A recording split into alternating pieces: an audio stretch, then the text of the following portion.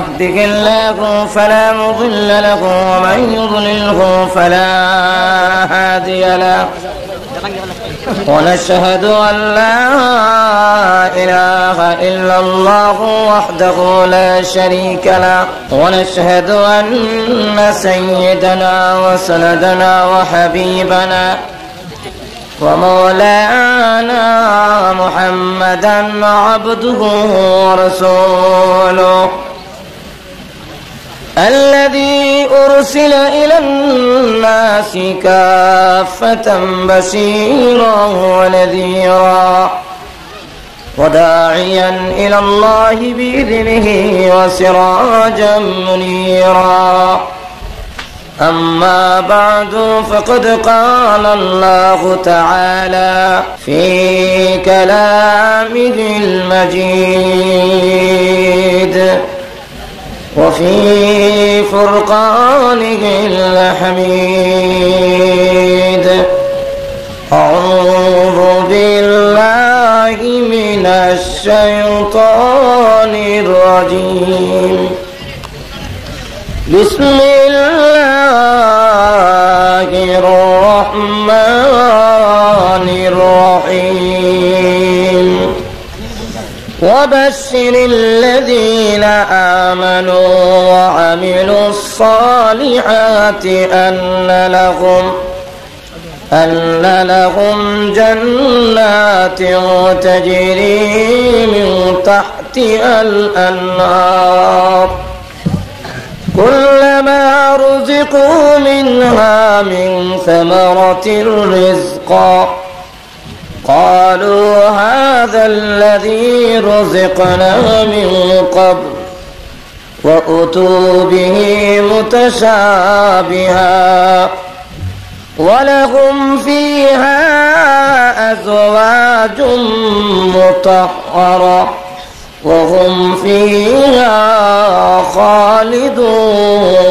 خالدون بارك الله لنا ولكم في القرآن العظيم ونفعنا وإياكم بالآيات والذكر الحكيم صلى الله على سيدنا ومولانا محمد وعلى آله وأصحابه وسلم صلى الله على سيدنا ومولانا محمد وعلى آله وأصحابه وسلم بلغ العلا بكماله كشف الدجى بجماله حسنت جميع خصاله صلوا إلهي दिखा दे हमें दियारे मदीना इलाही बना दे हमें गुबारे मदीना बलगल उला बिकमालिही कशफ तुजा बिजमालिही हसनत जमीअ खिसालिही सल्लु अलैहि ला इलाहा इल्लल्लाह मुहम्मदुर रसूलुल्लाह सल्लल्लाहु अलैहि वसल्लम। निहायत काबिल एहतराम शाह सैयद ताजुद्दीन रहमतुल्लाह आलैहि समाज कल्याण संस्था परिषद आयोजित आजकेर এই ঐতিহাসিক মহাসম্মেলনের সভাপতি মদ্দাজিল্লাহুল আলী মুআজ্জাজ মুকাররম উলামায়ে কেরাম, উপস্থিত সমবেত সর্বস্তরের ইসলাম প্রিয় মুসলমান ভাইরা, পর্দার অন্তরালে অবস্থানরত অত্যন্ত শ্রদ্ধেয় মা বোনেরা, মহান আল্লাহ রাব্বুল আলামিনের দরবারে অসংখ্য অগণিত শুকর আদায় করছি, যিনি অত্যন্ত দয়া করে আজকের এই সম্মেলনে আমাদেরকে শরীক হওয়ার তৌফিক দান করেছেন, এই জন্য শুকর আদায় করছি আলহামদুলিল্লাহ। আমাকে বলা হয়েছে জান্নাত জাহান্নাম এবং জান্নাতের নিয়ামত আর জাহান্নামের ভয়াবহ আযাব সম্পর্কে আপনাদের সামনে আলোচনা করার জন্য। আল্লাহ রাব্বুল আলামিন যেন আমাকে ইখলাসের সাথে কথা বলার, আপনাদেরকে আমলের নিয়ত শোনার তৌফিক দান করেন, সকলে বলেন আমিন। আমি আমার আলোচনা শুরু করার আগে আপনাদের কাছ থেকে একটা কথা জানতে চাই। আমরা যা কিছু আলোচনা করব কোরআন হাদিস ভিত্তিক, সেই আলোচনা আপনাদের মানার এবং গ্রহণ করার ইচ্ছা এবং মনোভাব আছে তো ইনশাল্লাহ? আরো দরকার আছে? তাহলে কি পরিমাণ মানবেন প্রথমে বুঝালাই, আগে টেস্ট করে দেখি। যেই ভাইরা দাঁড়ায় আছেন আপনারা কতক্ষণ দাঁড়ায় থাকবেন? একটু কষ্ট করে মেহরবানি করে বসে গেলে আপনাদের জন্য আরাম হবে, মাহফিলও দেখতে সুন্দর হয়। আপনারাও যাতে বসে যান, গা যেখানে আছেন এখানে বসে যান। যদি বসেন তাহলে বোঝা যাবে যে আপনারা মানতে রাজি আছেন। মেহরবানি করে প্রত্যেকে বসে পড়ুন, কেউ দাঁড়ায় থাকবেন না, মেহরবানি করে বসে পড়ুন।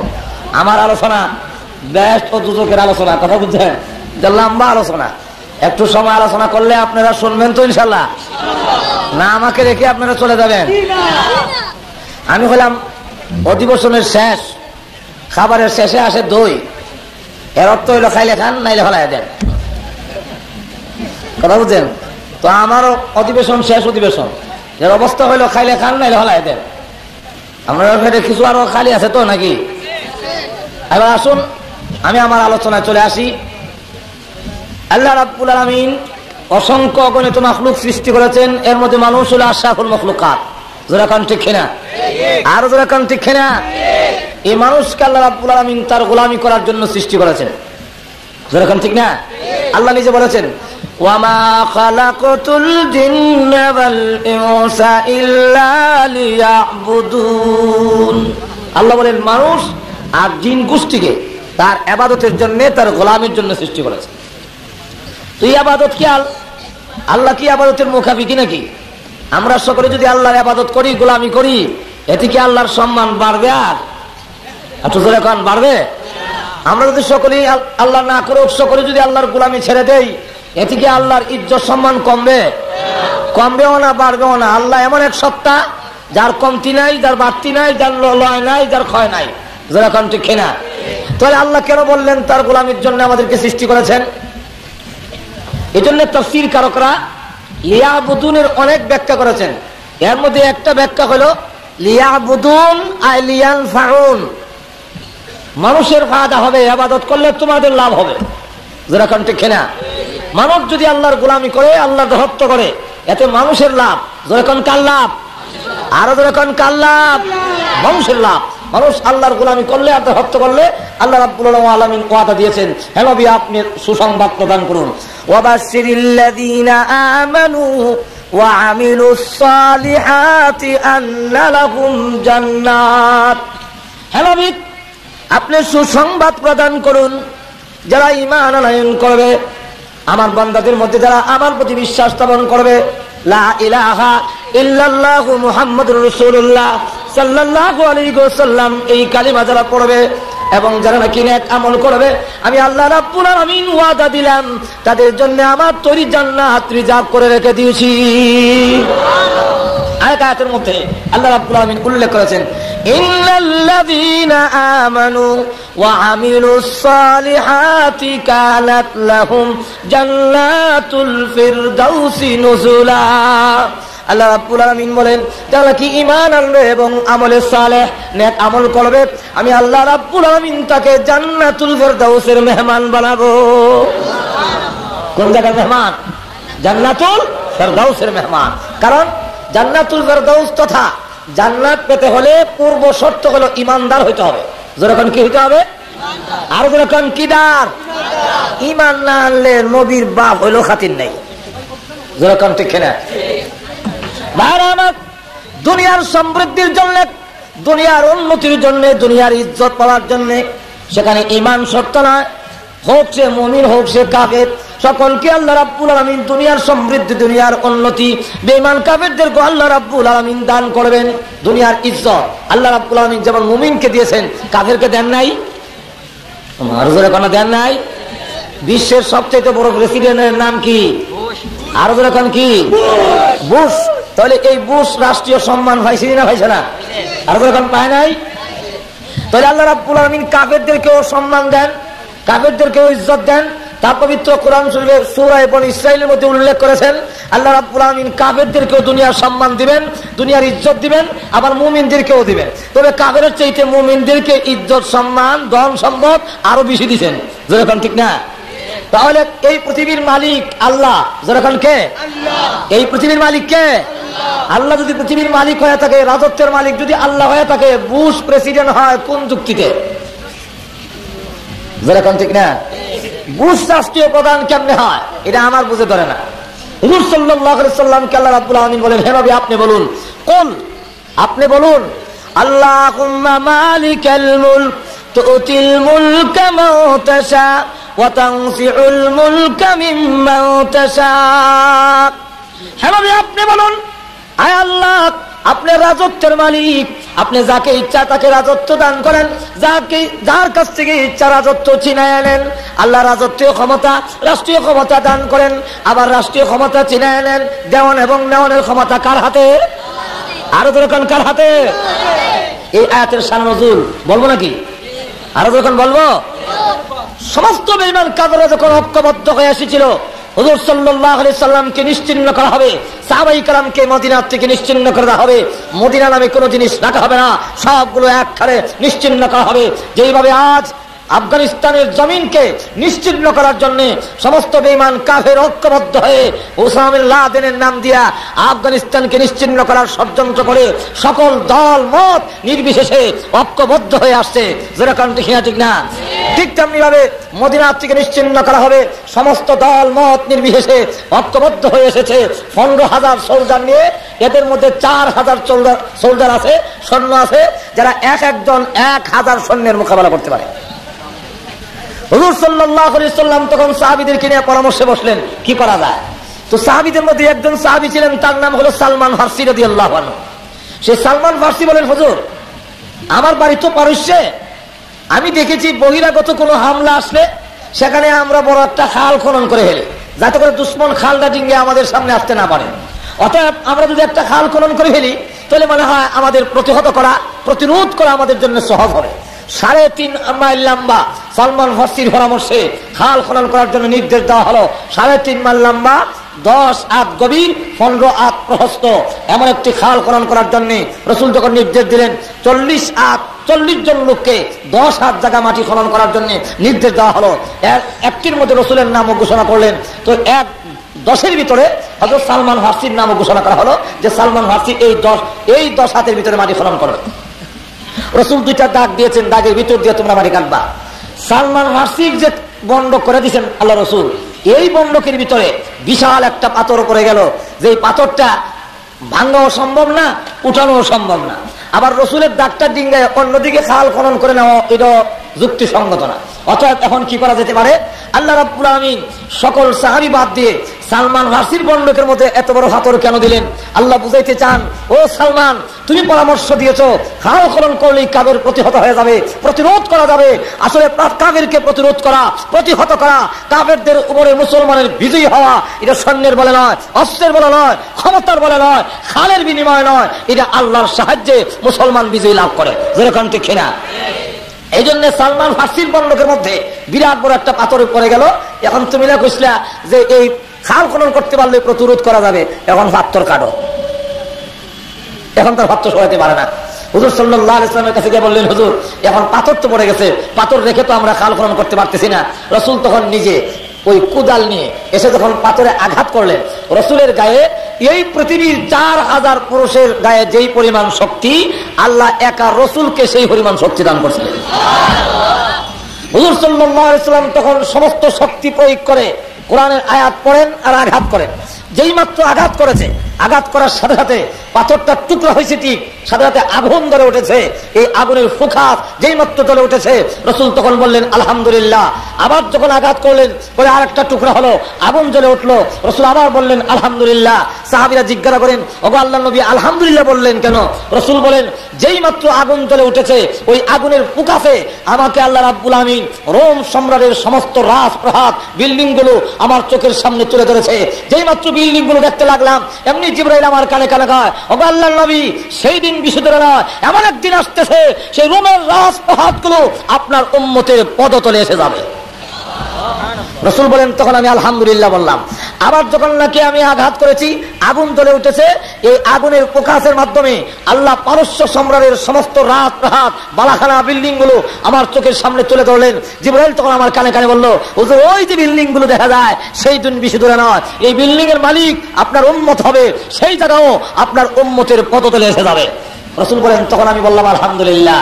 যখন রাসূল এই ঘোষণা দিলেন, কাফেররা তখন হাসে আর কয়, ক্রিটিসাইজ করে আর কয়, মুহাম্মদ শুনলে মুখে হাসি পায়, পেটে মাতর বাঁধে রাখছে, খাওয়ার নাই, ফিট ডাকবার কাহন নাই, দুশ্মন প্রতিহত করার মতো ক্ষমতা নাই, খাল খনন করতেছে আগেই ভয়ে। আর সেই জায়গা বলে কোথায় রোম সম্রাট আর পারস্য সম্রাট নাকি তার উম্মতের অধীনে এসে যাবে।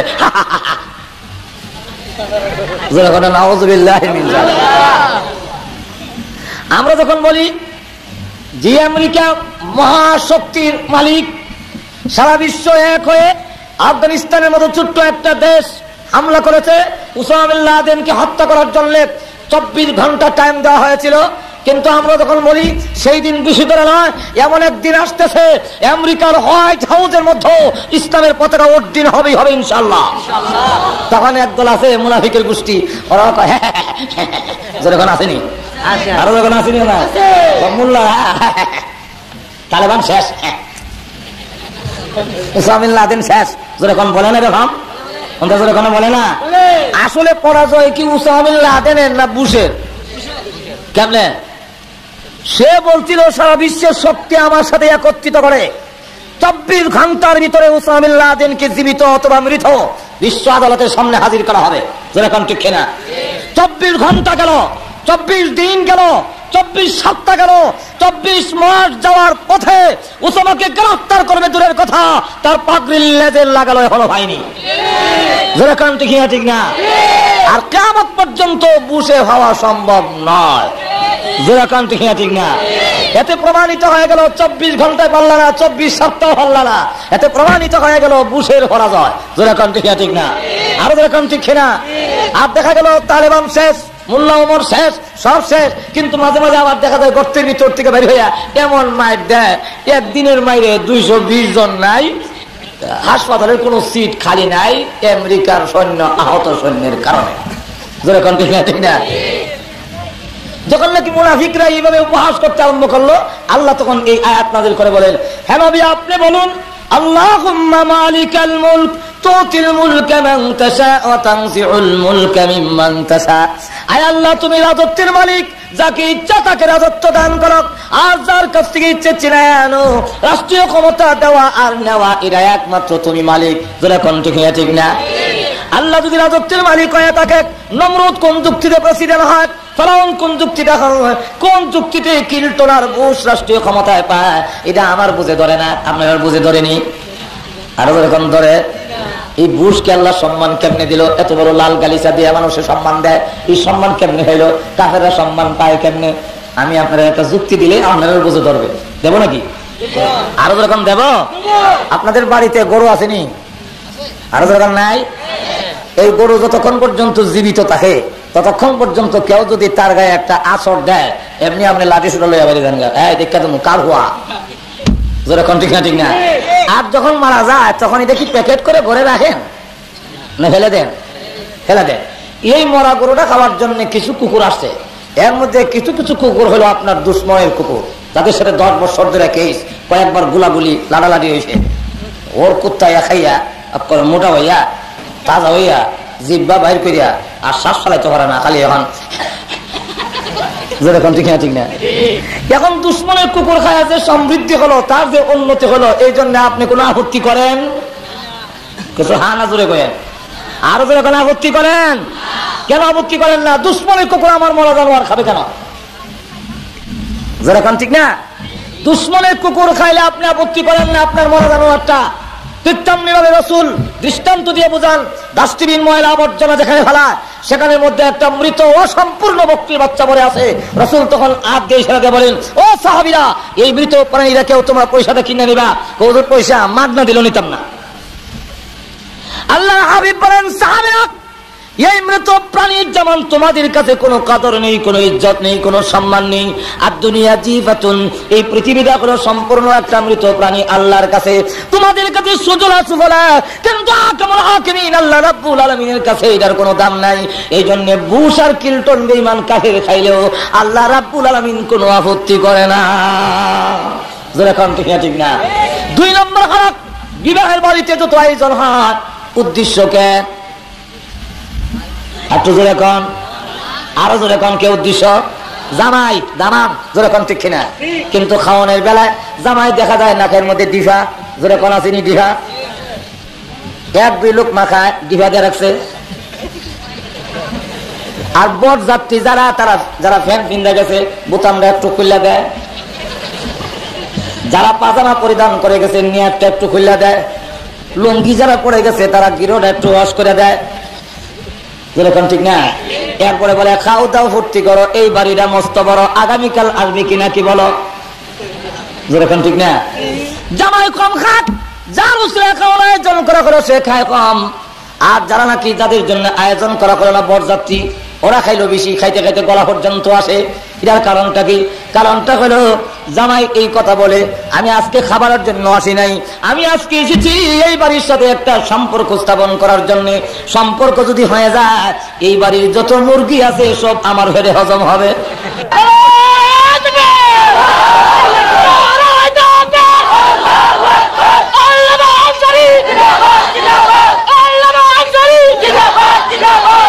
আর যেই সমস্ত বেঈমান কাফেররা তারা যেহেতু জান্নাতে কোনো খাবার নাই, তারা তখন স্লোগান দেয়, গান গায়, খাও দাও ভর্তি করো, এই বাড়িটা মস্ত বড়, এই পৃথিবী মস্ত বড়, আগামীকাল বাঁচবে কিনা কি জানো? যেমনি মন চায় sex free, free mind, free sex, যা চায় তা বুক করো, যা চায় জনশক্তি প্রয়োগ করো, কোনো আপত্তি নাই, কারণ জান্নাতের খাবার আমাদের কপালে নাই। যেরকম ঠিক না?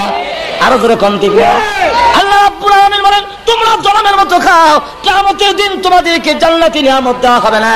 যেমনি ভাবে আন্দর মহলের যখন ডাক আসে, আন্দর মহলের ভিতরে যখন যায়, তখন শুধু জামাই নাকো ডিভা দেওয়া যায়, দরজা বন্ধ করে রাখার কোনো বিধান নাই। আমাদের দেশে যদিও জামাইয়ের সাথে কলমধ্যে দুলাভাই যায়, হ্যাঁ, শরীয়তের বিধানে নাই, শুধু জামাই যাবে, কিন্তু আবার গেলে দরজা বন্ধ করে রাখে, সালাম দেয়, এটা আমাদের দেশের নিয়ম। সিলুক দেয়, আসসালামু আলাইকুম ভাই, এনে জামাই আইসে বিয়ে করতো, আপনারা আইসেন কেনে? যেরকম ঠিক না? ওরা আবার জবাব শিক্ষা গেছে, যারা বিয়ে করছেন না আপনারা শিক্ষা যায় না আমার কাছ থেকে। এখন আবার তারা কয়, ওয়ালাইকুম সালাম ভাই, ওবা জামাই আইসে বিয়ে করতো, আমরা আইসি শোভা। যেরকম ঠিক না? দরজা বন্ধ করার কোনো বিধান নাই, কিন্তু বন্ধ রাখে, যাই হোক ওইদিকে যাবো না। এরপরে জামাই ঢুকার পারমিশন দেয়। বরযাত্রী যদি ভিতরে যেতে চায়, সেখানে একজন সুন্দরী রূপসী সুরসী কন্যা ঘোমটা দিয়ে সুন্দর শাড়ি আঁচল একবারে নতুন শাড়ি পরিধান করে অলংকার লাগাইয়া আন্দর মহলের ভিতরে মাথা নিচু করে বসে আছে। ওই মহিলারা বরযাত্রীর জন্য নয়, শুধু জামাইয়ের জন্য রিজার্ভ করা আছে। যেরকম ঠিক না? সেখানে যদি কোনো বরযাত্রী উকি দেয়, এমনি বাড়ির যেই কেহ যদি দেখে, ঘাট টাক ধরে নিয়ে বরযাত্রীর ঘরে এই কথা হয়, এগুলো যায় না। যেরকম ঠিক না?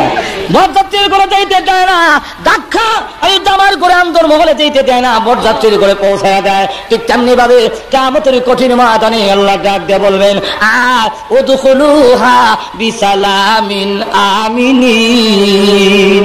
এই বান্দারা, জান্নাতের গেট তোর জন্য উন্মুক্ত, তোর জন্য খুলে দেওয়া হয়েছে। ভিতরে গিয়ে দেখ সুরসী সুন্দরী রূপসী কন্যা এমন সুন্দর আঁচল মাথায় দিয়া, মাথা নিচের দিকে দিয়ে তোর জন্য অপেক্ষা করতেছে। তার মাথার আঁচলটা, এই যে শাড়ির যে আঁচল, এটার দাম তামাম পৃথিবী বিক্রি করলেও আল্লাহ রাসূল বলেন জান্নাতি হুরুল গিলমানের শাড়ির আঁচলের দাম হবে না। সেই কোনটা দিয়ে সোনার রূপসী কন্যা অলংকার লাগাইয়া জান্নাতের ভিতরে আন্দর মহলে যখন নাকি মাথা নিচের দিকে নিয়ে বসে আছে, ফেরেশতারা বলে ভিতরে ঢুকো, আন্দর মহলে ঢুকো। এমন সময় যদি কোনো বেঈমান কাফের ওই জান্নাতের আন্দর মহলের দিকে উকি মারে, আমরা তো বরযাত্রী ছিলাম, এখন আমি জান্নাতের ভিতরে যেতে চাই, আন্দর মহলে যেতে চাই, এমনি ফেরেশতা দাঁত ধরে ধাক্কা দিবে আর বলবে ওয়ামতাজুল ইয়াউমা আইয়ুহাল মুজরিমুন, যা জাহান্নামের ঘর, এটা হতো তোদের বরযাত্রীর ঘর, সেখানে যা, জান্নাতের আন্দর মহলে তোর মতো বুশের জায়গা নাই। যেরকম ঠিক না, ঠিক না, আরো যেরকম ঠিক কিনা। এজন্য আসল পরকালের নিয়ামত পাইতে হইলে, দুনিয়ার নিয়ামত, দুনিয়ার সমৃদ্ধি, দুনিয়ার উন্নতি, দুনিয়ার ইজ্জত পাইতে হলে ইমান শর্ত নয়, ইমানদার হইতে হবে না। কিন্তু আখিরাতের নিয়ামত পাইতে হলে ইমানদার লাগবে না, লাগবে না? আরো যেরকম লাগবে কিনা। আর না নবীর বাবা কইল খাতির নাই ইব্রাহিম আলাইহিস সালাতু সালাম সম্পর্কে। হযরত ইব্রাহিম আলাইহিস সালাম দোয়া করেন বাবা সম্পর্কে, কারণ বাবা সম্পর্কে ওনার তখন জানা ছিল না, উনি কোন অবস্থায় মারা গেছে তা তো জানা নাই। তাই তিনি ডাক দিয়ে বলেন পরওয়ারদিগার রব্বুল আলামিন, আমার আব্বা যে আজরটা করেছিল গো, আমার আব্বারে জাহান্নামের আগুন থেকে মাপ দিয়ে দাও। আল্লাহ ডাক দিলেন ইব্রাহিম, তুমি কি আমার বিধান ভুলে গেছো?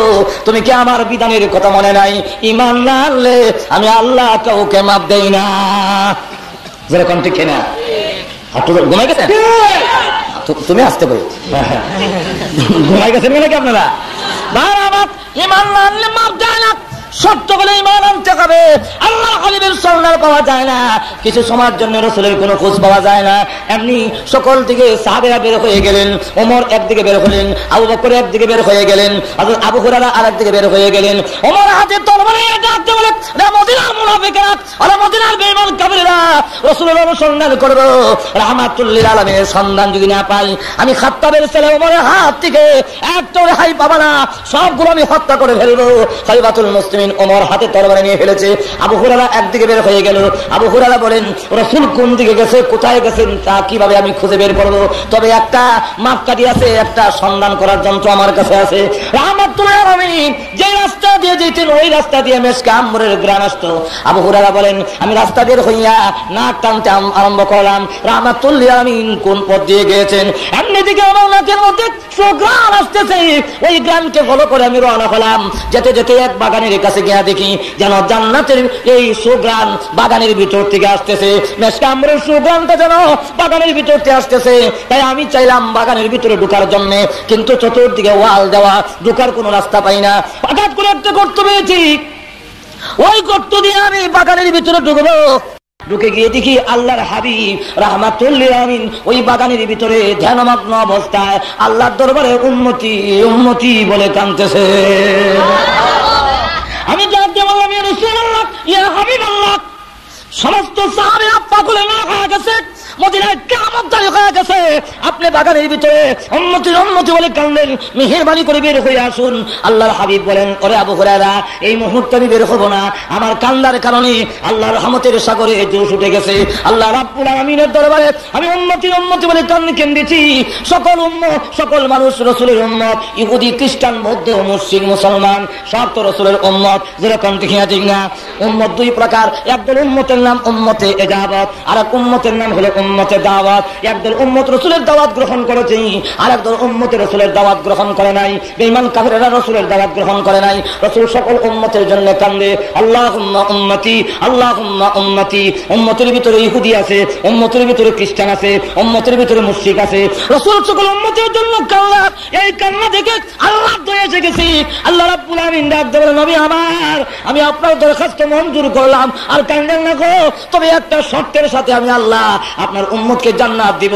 আপনি এই কথা জানায়া দেন, যে ব্যক্তি ঈমান আনবে, মান কালা লা ইলাহা ইল্লাল্লাহ ফাদাখালাল জান্নাহ। আল্লাহ রাসূল বলেন ওরে আবু হুরায়রা, আল্লাহ রাব্বুল আলামিন আমার দরখাস্ত মঞ্জুর করে একটা শর্তের সাথে আমার উম্মতকে আল্লাহ জান্নাত দিয়া দিছে। আপনারা বলেন সুবহানাল্লাহ। এই মুহূর্তে রাস্তায় গিয়ে ঘোষণা দে মান কালা লা ইলাহা ইল্লাল্লাহু ফাদাখালাল জান্নাহ। মান হলো এখানে শর্ত হলো, মান যেটা এটা মানে শর্তিয়া বলা হয়। শর্ত হলো যে ব্যক্তি লা ইলাহা ইল্লাল্লাহ পড়বে আর তার দাদা হলো, তার প্রতিদান হলো ফাদাখালাল জান্নাহ, তার শর্ত হলো দাখালাল জান্নাহ, তার যাজা হলো। আর শর্ত হলো লা ইলাহা ইল্লাল্লাহ, যে ব্যক্তি লা ইলাহা ইল্লাল্লাহ পড়বে তার প্রতিদান হলো জান্নাত। সুবহানাল্লাহ কইতেন না বাবা আমার আল্লাহ রাসূল আবু হুরায়রা যা ঘোষণা দেন আবু হুরায়রা বলেন হুজুর যেখানে আপনার সন্ধান পায় না এখন আমি গিয়া যদি বলি লা ইলাহা ইল্লাল্লাহ মায়ের একটু মাটি ছড়তো না আমরা সকলে মারবে হুজুর বলেন এই নাও জুতা দিলাম জুতা লয়ে যাও যদি কেউ বিশ্বাস না করে আমার জুতা দেখাইও কেউ বলেন আবু হুরায়রা রাসূলের জুতা মাথায় লইছেন কেউ বলেন বগল তুলে প্লে বাড়িছে দাওয়াত দিব প্রথমে যে লোকটাকে গাইলেন এই লোকের নাম হলো হযরত উমর কি নাম গরম না ঠান্ডা ওমর রাসূলের সন্ধান পাইছি পাইছো কোথায় কোথায় বলবো পরে আগে বলো লা ইলাহা ইল্লাল্লাহ ফাদাখালাল জান্নাহ ওমর কয় হ্যাঁ লা ইলাহা ইল্লাল্লাহ মাস একটা সব হযরত আবু হুরায়রা বলেন খারবাল ইস্তি আমি সর খাইয়া গুড়ে গিয়া আমার 17 জন আর উমরের সবটা